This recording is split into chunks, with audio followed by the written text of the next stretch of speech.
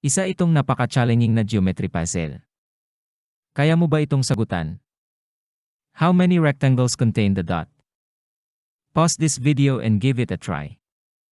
And if you are ready, keep watching para malaman mo kung paano ito sagutan.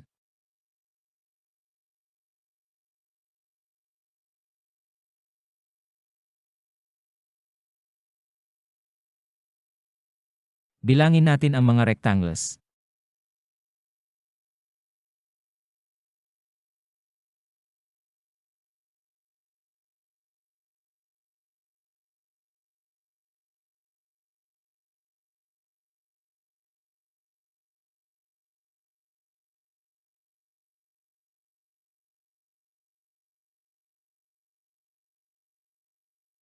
Ang tamang sagot ay 16 rectangles contain the dot.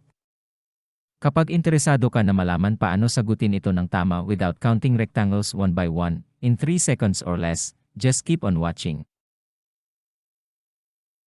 Para masagutan natin agad ito without counting the rectangles one by one, gagamitin natin ang math trick na ito. Kailangan lang natin bilangin ang unit rectangles from all directions. Unahin natin mula sa kanan.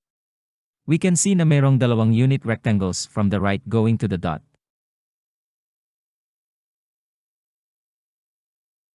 Next, mula naman sa kaliwa.